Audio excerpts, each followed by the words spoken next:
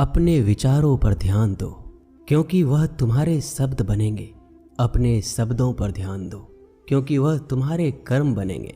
अपने कर्मों पर ध्यान दो, क्योंकि वह तुम स्वयं बनोगे। गलती उसी से होती है जो मेहनत से काम करता है। निकम्मों की जिंदगी तो दूसरों की बुराई खोजने में खत्म हो जाती है। इज्जत इंसान की नहीं होती है, जरूरत की होती है। जरूरत खत्म तो इज्जत खत्म। बोलना सीखिए, वरना जिंदगी भर सुनना पड़ेगा। उड़ने में बुराई नहीं है, आप भी उड़ें, लेकिन उतना ही जहाँ से जमीन साफ दिखाई देती हो। सिर्फ वो लोग आपकी परवाह करते हैं जो आपको तब भी सुन सकते हैं जब आप चुप होते हैं। चिंता उतना ही करिए जितने में काम हो जाए, उतना नहीं कि जिंदगी ही तमाम हो जाए। आप अपने शब्दों को चाहे जितनी भी समझदारी से बोलिए, लेकिन सुनने वाला अपनी योग्यता और अपने मन के विचारों के अनुसार उसका मतलब निकालता है। यकीन करो, जो तुम्हें भूल चुका है वो भी याद करेगा। बस उसके मतलब के दिन आने दो। कहानी जिंदगी की यही है कि इसमें मनचाहा किरदार नहीं मिलता। जिंदगी तो अपने दम पर ही जी जाती है। दूसरों के कंधों पे तो सिर्फ जनाजे उठाए जाते हैं। आपकी मुस्कान, आपके चेहरे पे भगवान के हस्ताक्षर हैं। उसे अपने आंसुओं से धुल लें या क्रोध से मिटने ना दें। कोई भी व्यक्ति हमारा मित्र या शत्रु बनकर संसार में नहीं आता। हमारा व्यवहार और शब्द ही लोगों को मित्र और शत्रु बनाता है। जो व्यक्ति हर वक्त दुख का रोना रोता है, उसके द्वार पर खड़ा सुख बाहर से ही लौट जाता है। जिसके पास उम्मीद और आस है, वो जिंदगी के हर इम्तिहान में पास है। हर कोई अपना नहीं होता, और यही सच है। कितने अजीब है ये जमाने के लोग। खिलौना छोड़कर जज्बातों से खेलते हैं। महान दिमाग विचारों की चर्चा करता है, औसत दिमाग घटनाओं की चर्चा करता है, और छोटा दिमाग लोगों की चर्चा करता है। अहंकार ना पालिए जनाब, वक्त के समंदर में कई सिकंदर डूब गए। इन 5 जगहों पर हमेशा चुप रहना सीखिए। पहला, जहां आपके शब्दों की कोई कीमत नहीं। दूसरा, जहां बोलने के बाद आपको पश्चाताप ना करना पड़े। तीसरा, अगर आपके बोलने से किसी का दिल दुखता हो। चौथा, अगर आप गुस्से में हो, क्योंकि इंसान गुस्से में बिना कुछ सोचे समझे कुछ भी बोल देता है। और पांचवा, जहां आपको समझदारी से कोई सुनने वाला ना हो। किसी का कष्ट देखकर अगर तुम्हें भी कष्ट होता है तो समझ लेना तुम्हारी आत्मा में परमात्मा विराजमान है। सिर्फ सुकून ढूंढिए, जरूरतें कभी भी पूरी नहीं होती। जिंदगी में सारा झगड़ा ख्वाहिशों का है। ना तो किसी को गम चाहिए, ना किसी को कम चाहिए। जिसके इरादे हमेशा साफ होते हैं, कई बार लोग उसी के खिलाफ होते हैं।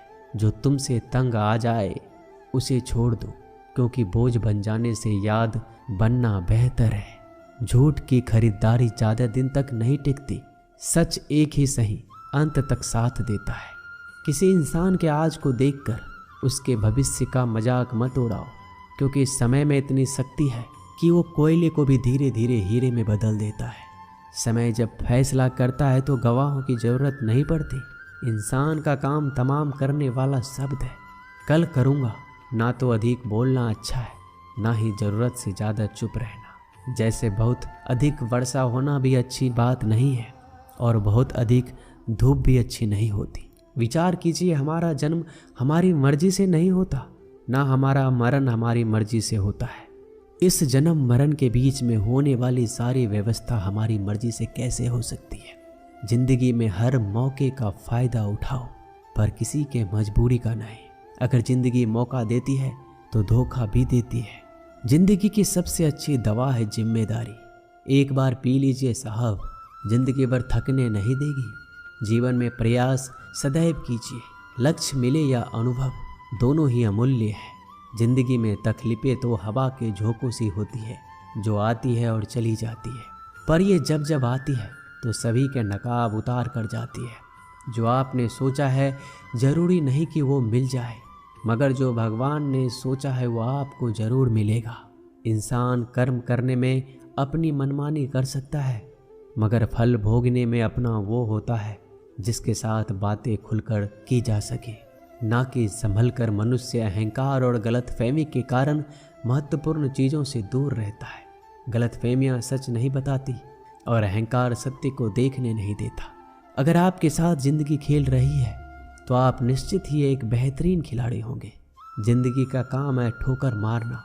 बिखरना है या निखरना है ये तो आप पर निर्भर करता है। आज तुम्हारे जीवन में कितनी मुसीबतें हैं इससे कोई फर्क नहीं पड़ता। फर्क पड़ता है तो बस इस बात से कि तुम उसका सामना कैसे करते हो। मनुष्य को इस संसार में जो भी मिला है उसमें उसको खुश रहना चाहिए। जो नहीं मिला है उसके लिए दुख नहीं मनाना चाहिए। इंसान ने जितना उसके लिए सोचा है भगवान ने उसके लिए उससे ज़्यादा सोच कर रखा है। इसलिए कभी भी किसी चीज़ के बारे में चिंता मत करो। प्रभु श्री राम ने घर में विरोध सहा है, कान्हा ने भी समाज में बहुत सहा है और यह आपके साथ भी होगा।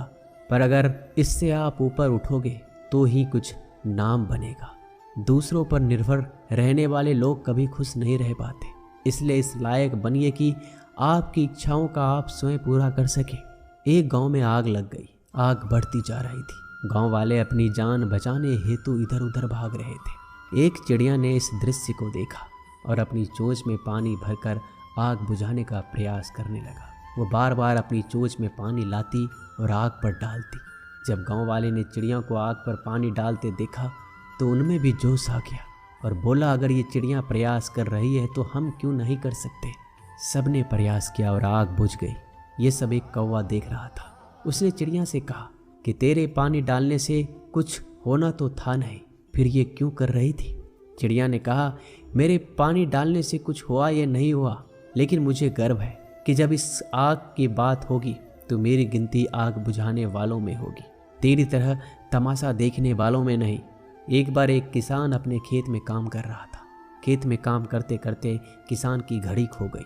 कुछ साल पहले ये घड़ी किसान को उसके पिताजी ने दी थी, इसलिए वो घड़ी उस किसान के लिए बहुत कीमती थी। अब किसान सब काम छोड़कर घड़ी ढूंढने लगा, लेकिन बहुत देर होने के बाद भी वो घड़ी नहीं मिली। तभी किसान ने पास में खेल रहे बच्चों को बुलाया और उनसे कहा, बच्चों, इस खेत में मेरी घड़ी गुम गई है। मैं बहुत देर से घड़ी ढूंढ रहा हूँ। तुम में से जो मेरी घड़ी ढूंढने में मदद करेगा मैं उसे एक इनाम दूंगा।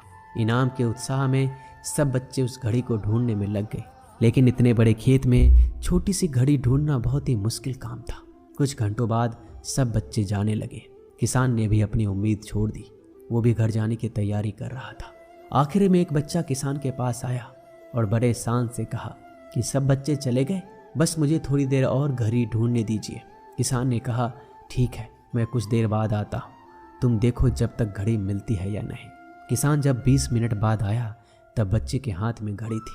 किसान आश्चर्यचकित हो गया और बच्चे से पूछा कि इतना जल्दी तुमको घड़ी कैसे मिल गई। बच्चे ने कहा, सब जा चुके थे। अब इतनी शांति थी कि मैं धीरे धीरे पूरे खेत में घूमकर आवाज़ सुनने लगा। जैसे ही शांति में मुझे आवाज़ सुनाई दी वैसे मुझे पता लग गया कि घड़ी कहाँ पर है। दोस्तों, ये कहानी शांत दिमाग का बहुत ही बढ़िया उदाहरण है। जब हमारा दिमाग शांत होता है हर बड़ी चिंता खत्म हो जाती है और आसपास का शोर भी खत्म हो जाता है, तो हमारा दिमाग अपने आप काम करता है और हमें सही दिशा दिखाता है। दोस्तों, इस वीडियो में बस इतना ही। जल्दी मिलते हैं हम और भी ज्ञानवर्धक वीडियो के साथ। धन्यवाद।